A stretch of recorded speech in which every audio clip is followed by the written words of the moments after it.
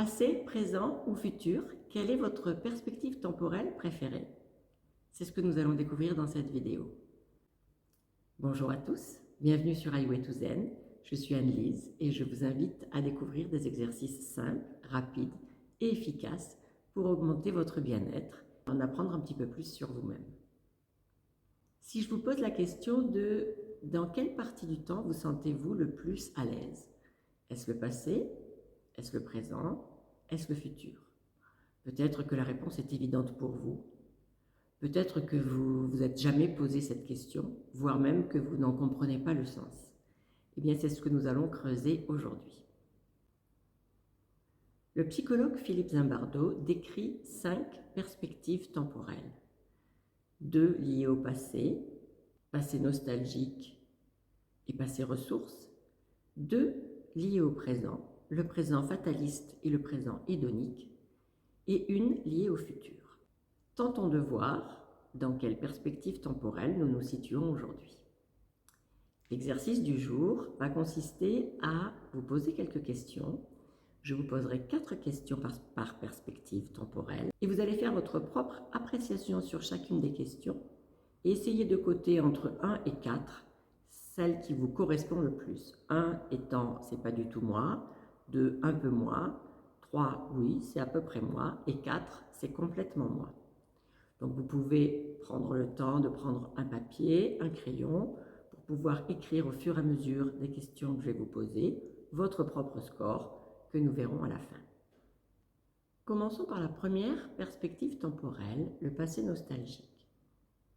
La première question est: je pense souvent aux choses difficiles qui me sont arrivées dans mon passé. Est-ce que ça vous correspond? Pas du tout, un peu, moyennement ou tout à fait?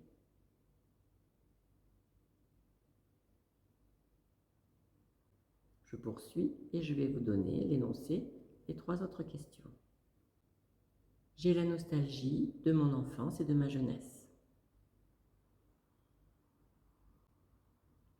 Je pense souvent aux choses que j'ai ratées dans ma vie et aux erreurs que j'ai pu faire.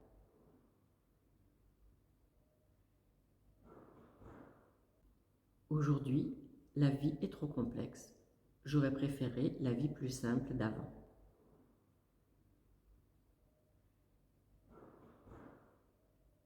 Passons maintenant à la deuxième perspective temporelle, le passé, ressources.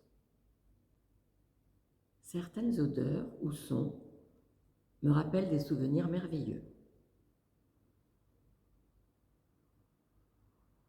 Il y a plus de bonnes choses que de mauvaises choses dans mon passé.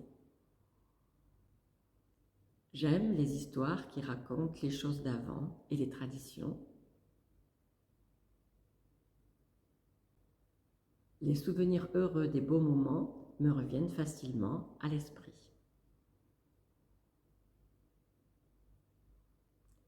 Analysons maintenant la troisième perspective temporelle, le présent fataliste. Le destin détermine beaucoup de choses dans ma vie. Souvent, la chance rapporte plus que de travailler dur. Puisque ce qui doit arriver arrivera, peu importe ce que je fais.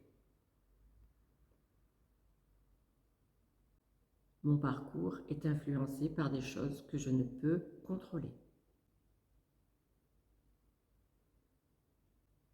Passons à la quatrième dimension, le présent hédoniste. J'ai le sentiment qu'il est plus important de prendre du plaisir plutôt que de faire ce qu'il y a à faire. J'essaye de vivre ma vie le plus pleinement possible au jour le jour. Je prends mes décisions selon l'inspiration du moment. J'aime bien que mes relations avec mes proches soient passionnées.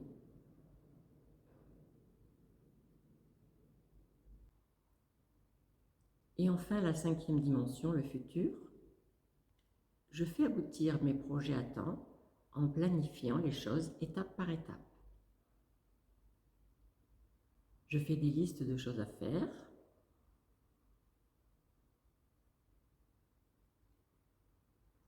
Avant de se donner du bon temps le soir, il vaut mieux penser à tout ce qu'il y a à faire pour le lendemain. Je fais en permanence des plans sur l'avenir et j'aime avoir des projets devant moi.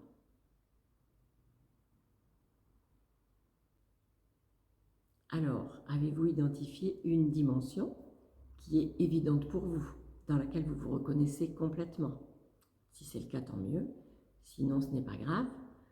Prenez les différentes questions, regardez le score que vous avez eu, faites la somme, dimension par dimension, et regardez la première ou les deux premières qui ont obtenu un score le plus important pour vous.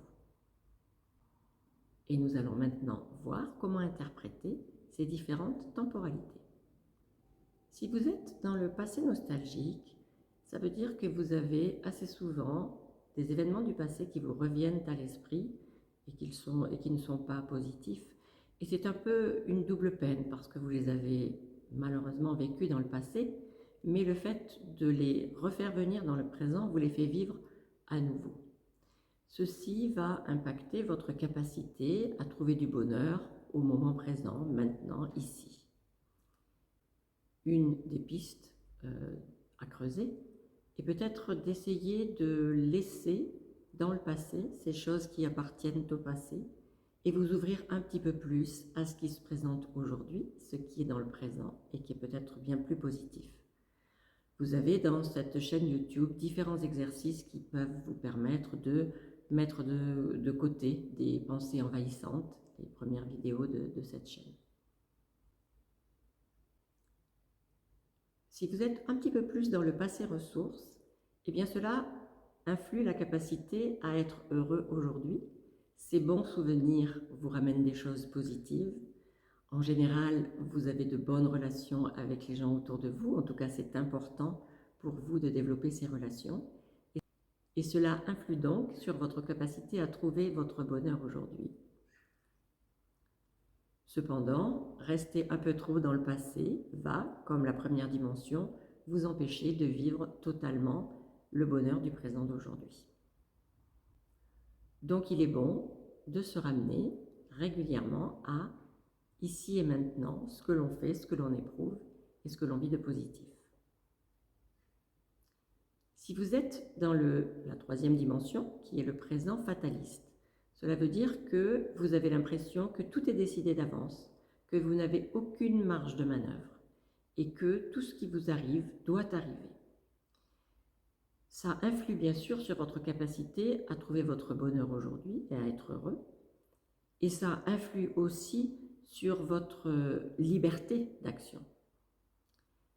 Ce qu'il est bon de penser, c'est que, bien sûr, même si énormément de choses difficiles vous arrivent, nous avons toujours le pouvoir de faire quelque chose. Nous avons toujours une petite marge de manœuvre et il est important de la mettre en œuvre. Il est important de lancer des actions pour essayer d'améliorer son quotidien. Donc pensez toujours que ce pouvoir d'action, vous l'avez, ça vous redonnera de la confiance en vous, le fait d'agir sur quelque chose, et ça vous procurera un peu plus de satisfaction. Donc voilà une piste de progrès. Si vous êtes dans le présent hédoniste, c'est l'endroit où vous trouvez votre bonheur, vous avez une capacité à être heureux et à profiter de ces instants qui passent, à avoir de l'énergie, à engager des choses, à avoir de bonnes relations avec les gens qui vous importent, et c'est positif pour vous.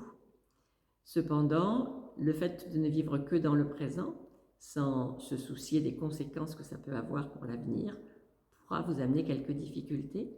Donc, il est intéressant de se poser la question des conséquences de ce que l'on fait aujourd'hui pour demain, pour pouvoir continuer à être heureux demain autant qu'aujourd'hui.